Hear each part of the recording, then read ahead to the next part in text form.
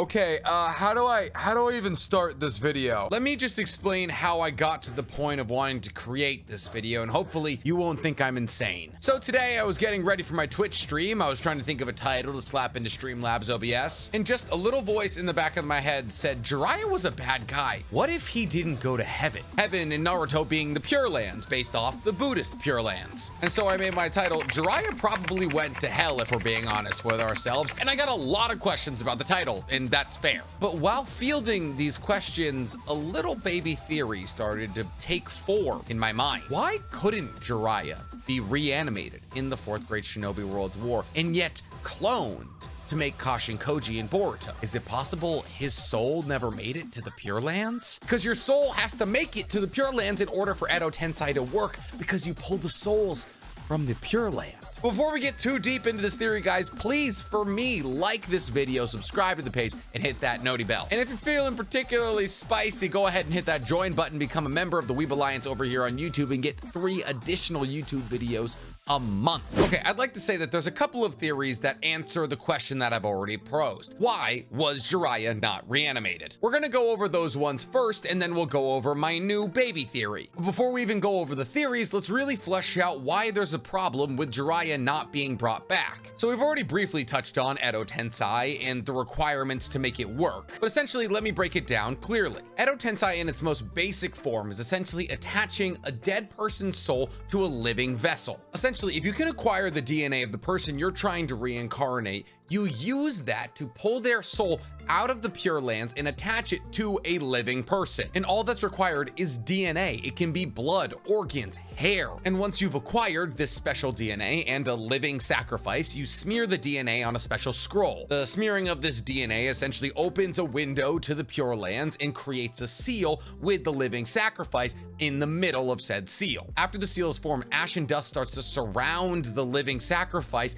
and take form of the person who's being reincarnated. Just a little side note, this is incredibly painful for those who are the sacrifice. And since we're talking about the sacrifice also has their chakra signature completely erased, even though they are still technically alive inside the Edo Tensei person. But the second the Edo Tensei is over, they'll die. So as long as you have the DNA of somebody you are trying to reincarnate, and the person's soul you're trying to reincarnate is in the Pure Land and not in a place like, I don't know, the Shinigami's stomach, those who have Death Reaper seal used on them, their souls exist in limbo in the Shinigami stomach, where they have to fight each other for eternity, so they don't get to go to the Pure Lands. Then you can bring anyone who fits those criteria back to life. So how did Jiraiya not fit that criteria? Yes, I know Kishimoto said he didn't want to bring Jiraiya back because he didn't know how to write the emotions that Naruto would feel having to fight Jiraiya, but that's boring. So I ask again, how did Jiraiya not fit that criteria? And if Jiraiya wasn't brought back in Boruto through the medium of Kashin Koji, then I wouldn't have a problem with him not being reanimated in the 4th Great Ninja War. Sure, maybe his body fell too deep down into the ocean and nobody can swim down to those depths, even though there's literally thousands of people who can control water on a massive level using water release. But what am I talking about, right? Like, just bring Zabuza back to life and have him split the sea. Regardless, it's fine, I guess. But the fact that Kashin Koji was made implies that some of Jiraiya's cells were able to be found,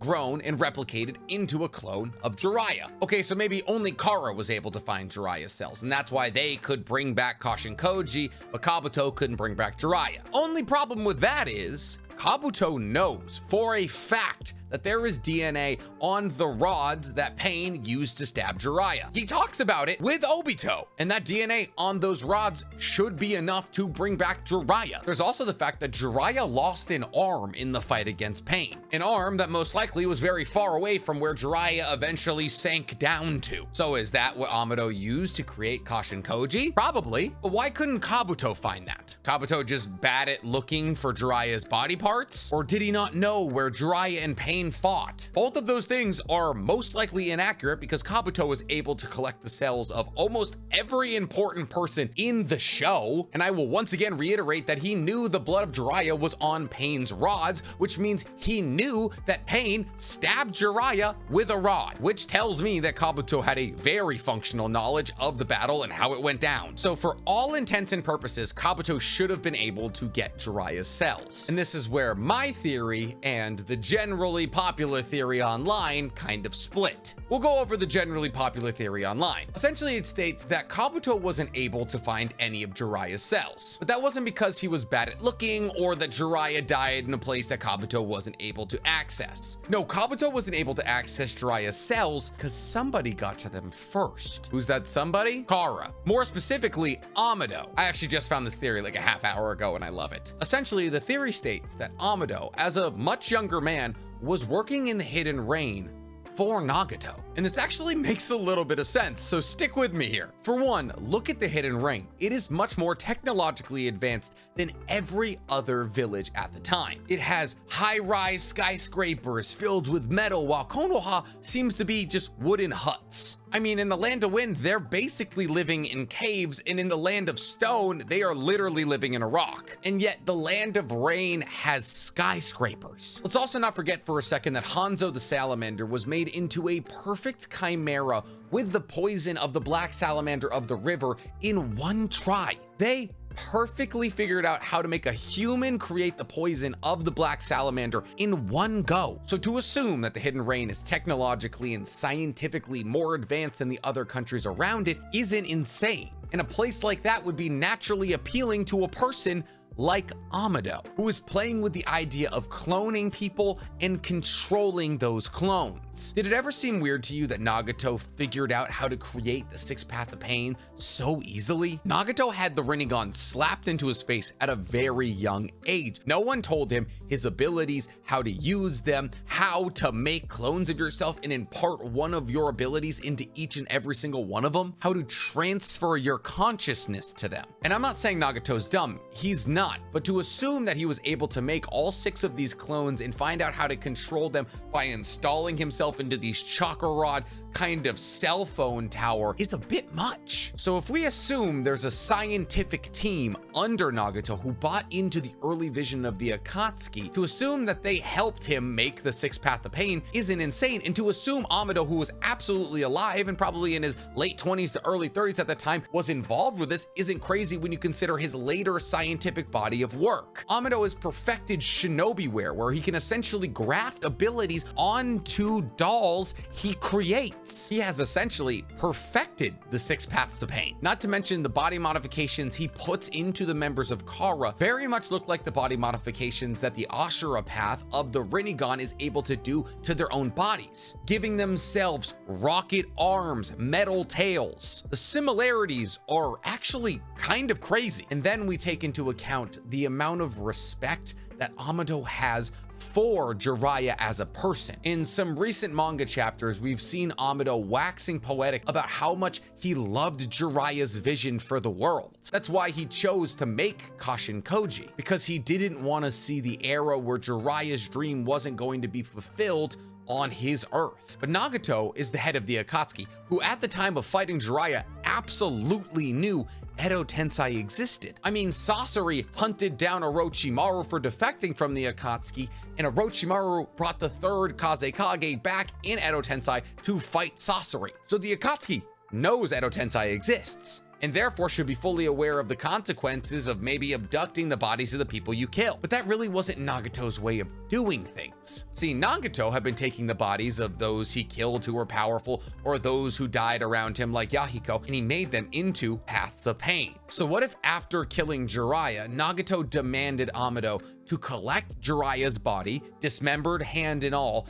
and make him into a path of pain? Jiraiya as a path of pain would arguably be Nagato's strongest path. And Nagato had a history of using people he knew for the paths of pain. And this is why Jiraiya was able to recognize all 6 paths of pain, because they were people that Jiraiya and the Ame orphans had met. So wouldn't it seem fitting to make Jiraiya a path of pain? Even if you don't impart one of your Rinnegan abilities to him, he would still be very useful on the battlefield, and very detrimental against Naruto Uzumaki. So Amado collected the body of Jiraiya and was on his way to make him a path of pain. Oh, by the way, I feel like I kind of breezed past this, but Amado has most likely been with Nagato for a long time here, and therefore he heard Nagato talk about how much he loved Jiraiya, and therefore Jiraiya's vision of a holistic world where the child of prophecy comes and saves everything gets impressed upon Amado. But regardless, Amato now has Jiraiya's body and he's gonna make it into a path of pain. But at this point, Nagato goes to the Leaf Village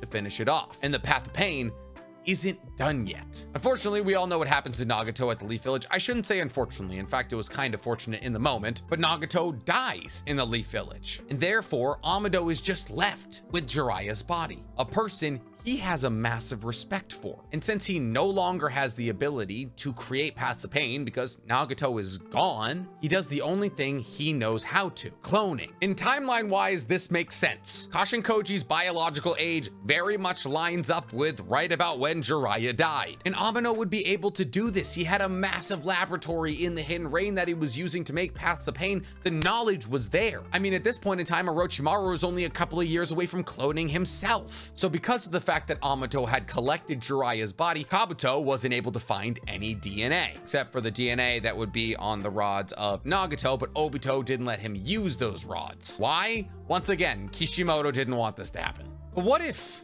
none of that happened and Kabuto actually was able to find the literal mountain of DNA left behind in the Hidden Rain? But what if, because of his immense pride and the fact that he was considered to have perfected Edo Tensei, he didn't reveal the fact that he had come up short in summoning Jiraiya back to life? Because essentially a lot of the information that this theory is based around is from one manga panel where Kabuto is talking to Obito about Edo Tensei. But essentially Kabuto is trying to sell Obito on siding with him because he has mastered Edo Tensei and can bolster Obito's army. Why would you tell him that there were some things you hadn't figured out yet? Like how you were unable to summon one of the strongest people in history. See, this is my theory. The Kabuto went through all the steps with the DNA of Jiraiya to bring him back to life, but simply was unable to. And that's because Jiraiya's soul isn't in the Pure Lands. There's 3 places Jiraiya's soul could have been. The first is in the King of Hell. Essentially, the outer path allows Nagato or any user of the Rinnegan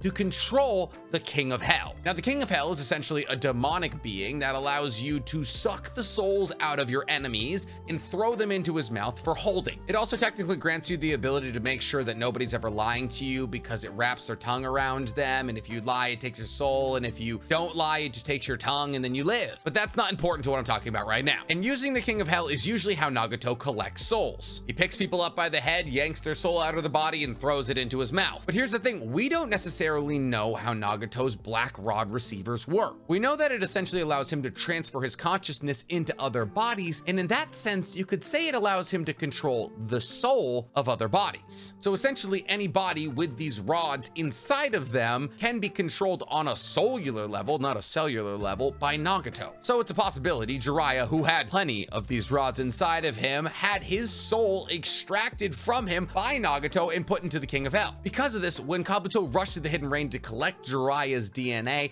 and he tried to summon him using Edo Tensei, Jiraiya's soul technically wasn't in the Pure Lands. It was in a sort of Shinigami-esque limbo where it couldn't be accessed. And figuring that for some reason Jiraiya couldn't be summoned, Kabuto stopped trying. But this would raise the logical question, well then why wasn't Jiraiya brought back to life with Rinne Rebirth? Who's saying he wasn't? Maybe Jiraiya was brought back to life with Rinne Rebirth, and then he just drowned. I mean, he was quite literally at the bottom of an ocean. I understand he's a toad sage, but he's probably still not making that swim. Oh, and there was also still huge sticks in his back. And just because you get your soul back doesn't mean the sticks fall out. The second theory is similar and kind of dark as well. Branching off about how we know nothing about the Black Rod receivers, it's entirely possible that when these Black Rod receivers enter your body, they chain your soul to your body, because if there's no soul in the body, there's nothing for Nagato to control. So it's entirely possible, because Jiraiya is so chock full of these Black Rod receivers, that his soul never got to leave his body, and therefore never ascended to the Pure Lands. And then there's my theory. Jiraiya is one of the few people in history to go to hell. Listen, I can hear how upset you are right now, but Jiraiya was not a good person. I mean, he had his moments, of course, but all in all, not a great person. He was one of the richest people in history, and yet he stole money from a genin who had no parents and lived in an abandoned apartment. He was a lecherous old man who watched women bathe without their consent and then wrote books about it. He didn't raise Naruto, even though he was his godfather and also like a father figure to Minato, Naruto's father. In the dub, he said Naruto shirtless had a tight, sexy body when Naruto was 14 and was very clearly attracted to Naruto and sexy jutsu, which I mean, I guess is technically the point, but Still, but the most important thing is that he claimed that ninjas should try to abstain from 3 things: money, drinking, and women. 3 things he did adamantly. And I know what you're saying, Nick, the Akatsuki members got reincarnated. and they were much worse people than Jiraiya. And from one side of the coin, you would be correct. Yes, Kakuzu got reincarnated even though he was a money-grubbing mass murderer. But you're applying real-world ethical boundaries to an afterlife from an anime. What if all that's required to make it to the Pure Land is living by your own set of rules, having conviction in who you are? What if Kabuto resigning to living a life of chasing after any amount of money was what allowed him to enter the Pure Land? What if Sasori wanting to create as many powerful and cool puppets as possible is what allowed him to enter the Pure Land? And from an ultra far away perspective, all members of the Akatsuki had their own reasons for joining. Hanzo the Salamander gets reincarnated, but Hanzo the Salamander spent the majority of his life vying for peace at the head of a nation. Kisame joined the Akatsuki because he was cast out of his own village and wanted to protect his friends. Deidara was forced into the Akatsuki, but lived just to see his art. What I'm saying is, in Naruto, there is a trend that sticking to your ninja way is the most important thing. But what was Jiraiya's ninja way? Do as I say, not as I do? He rejected being Hokage 4 times. He abandoned Konoha after the Second Great Ninja War. He left behind the Ame orphans when he figured he had nothing else to teach them. But most importantly, he imparted the values that Naruto should stay away from: money, drinking, and women. A credo he didn't stick by. So what if not living up to his credo is what sent him to hell, and therefore made his soul inaccessible to Edo Tensei? Now, we don't even know if hell exists in Naruto. We only know Limbo with the Shinigamis and the Pure Lands exist. But to assume that an exception was made just for one relatively naughty Jiraiya kind of puts a smile on my face. And listen, I love Jiraiya. He's one of my favorite characters of all time. This is just a fun little theory that popped into my head. Hopefully you guys can forgive me for my slander of one of the crowd favorite characters in Naruto. I didn't mean any of it. Please don't cancel me. And if you're not gonna cancel me, guys, please, for me, like this video, subscribe to the page, and hit that noti bell. And if you agree with me that Jiraiya is somewhere getting poked by a pitchfork, go ahead and hit that join button. Become a member of the Weeb Alliance over here on YouTube, getting 3 additional videos from me a month. Also, Danzo is never reincarnated. Coincidence?